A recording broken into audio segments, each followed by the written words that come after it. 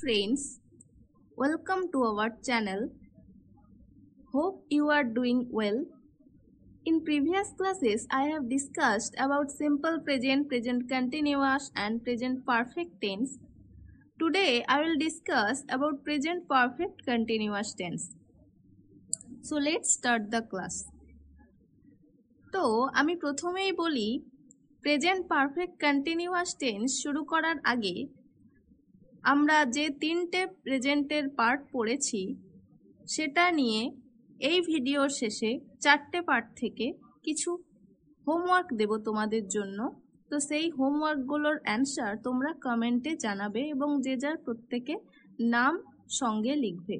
আমি নেক্সট ক্লাসে তোমাদের যে যার নাম ও ধরে কে কত পেয়েছো সেটা জানাবো এবং সেই প্রশ্নগুলোর উত্তরও সম্পর্কে ডিসকাস করব। তো চলো শুরু করা যাক। তো আমি এখানে লিখেছি ব্র্যাকেটে তেছি, তেছো, তেছে, মানে আমরা যে বাংলায় বাক্যটি পড়বো সেই বাক্যর শেষে তেছি, তেছো, তেছে এগুলো থাকবে অবশ্যই। সঙ্গে গঠনটিও লিখেছি।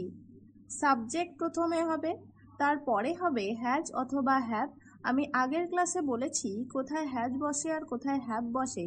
তোমরা যদি না দেখে থাকো তাহলে আমার প্লে লিস্টে যাও, ইংলিশ গ্রামার যে প্লে লিস্ট রয়েছে সেই প্লে লিস্টে দেখবে প্রেজেন্ট পারফেক্ট টেন্সে রয়েছে এর ব্যবহার। তারপরে আমাদের বিন দিতে হবে একটা, তারপরে ভার্বের 1 নম্বর ফর্ম অথবা যাকে আমরা প্রেজেন্ট ফর্ম বলি ভার্বের সঙ্গে একটি আইএনজি যুক্ত করতে হবে ওই ভার্বের সাথে, অর্থাৎ মূল ভার্বের সাথে। তারপরে অবজেক্ট থাকলে অবজেক্ট দিতে হবে, সঙ্গে শেষে ফর অথবা সিন্স এই দুটো ব্যবহার করে লিখতে হবে। তো এই দুটো ব্যবহারেরও কি অনুযায়ী লিখতে হবে সেই নিয়মটি আমি লিখছি। আর ফর সিন্সও থাকতে পারে অথবা নাও থাকতে পারে। তো ফর কখন বসানো হয়? ফর বসানো হয় যখন কোনো নির্দিষ্ট সময় লেখা থাকে সেই নির্দিষ্ট সময়ের আগে। আর সিন্স কখন হয়? সিন্স যখন একটি অনির্দিষ্ট সময়, ধরো তোমাকে বলা হয়েছে সকাল থেকে হচ্ছে, বৃষ্টি পড়ছে সকাল থেকে, অথচ সকালের কখন ঠিক কটার সময় সেটা বলা হয়নি। তো সেখানে সকালের আগে তোমাকে সিন্স ব্যবহার করতে হবে, অর্থাৎ অনির্দিষ্ট কালের জন্য। আর এখানে আমি লিখেছি নির্দিষ্ট। নির্দিষ্ট কখন? যদি বলা হয় 2 ঘন্টা ধরে 3 ঘন্টা ধরে বৃষ্টি হচ্ছে, তো সেখানে একটি নির্দিষ্ট সময় বসানো হয়েছে যে 3 ঘন্টা 2 ঘন্টা, সেই সময়টির আগে ফর হবে, আর অনির্দিষ্ট কোনো সময় থাকলে তার আগে সিন্স হবে। আমি এখানে একটি উদাহরণ দিয়ে তোমাদের বোঝাচ্ছি। আমি এখানে লিখেছি আমি 2 ঘন্টা ধরে পড়ছি। তো গঠন অনুযায়ী আমিটা সাবজেক্ট, প্রথমে আমরা সাবজেক্ট লিখবো। এখানে গঠন অনুযায়ী প্রথমে আমির ইংরেজি আই, তারপরে কি লিখতে হবে? হ্যাজ অথবা হ্যাভ। আমি সবসময় বলে এসছি আয়ের পর হ্যাভ হয়, হ্যাজ অথবা হ্যাভের পর একটা বিন আনতে হবে। তো আই হ্যাভ বিন। তারপরে মূল ভার্ব এখানে কাজ করা। তো কাজ করা কি?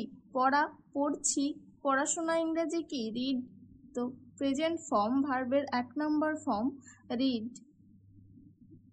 তার সঙ্গে আইএনজি যোগ, তো reading. I have been reading হয়ে গেল, কিন্তু তারপরে আছে 2 ঘন্টা ধরে। এখানে একটি নির্দিষ্ট সময় বলা হয়েছে 2 ঘন্টা। আমি কি বলেছি? নির্দিষ্ট সময় যখনই থাকবে তার আগে ফর বসবে। তো এখানে অবজেক্ট নেই যেহেতু বাদ দাও ওটা। তারপরে আছে ফর রিডিং, ফর কতক্ষণ ধরে? 2 ঘন্টা ধরে। তাহলে 2 ঘন্টা ইংরেজি কি? 2 আওয়ার্স। ব্যাস, আমি 2 ঘন্টা ধরে পড়ছি। I have been reading for 2 hours.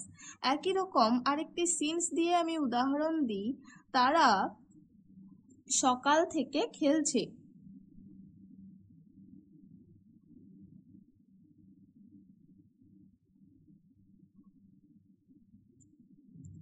একই রকম ভাবে এখানে সাবজেক্ট লিখতে হবে তারা ইংরেজি দে, তারপরে হ্যাজ অথবা হ্যাভ। তো দে এর পর সবসময় হ্যাভ বসে, কারণ দে একটি প্লুরাল, একের বেশি। তো দে হ্যাভ।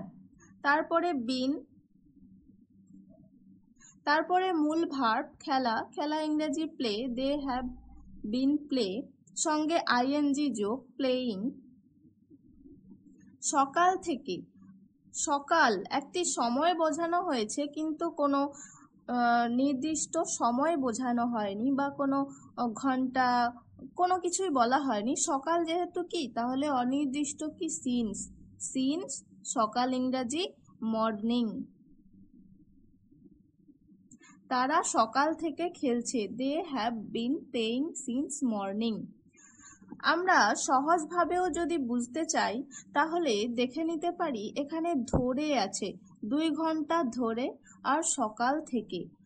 আমরা কিছু কিছু জায়গায় কোনো নিয়ম মানি না, আমরা নিজেদের মতো অনুযায়ী বোঝার সুবিধা অনুযায়ী কিছু জিনিস ধরে সেটা মনে রাখার চেষ্টা করি।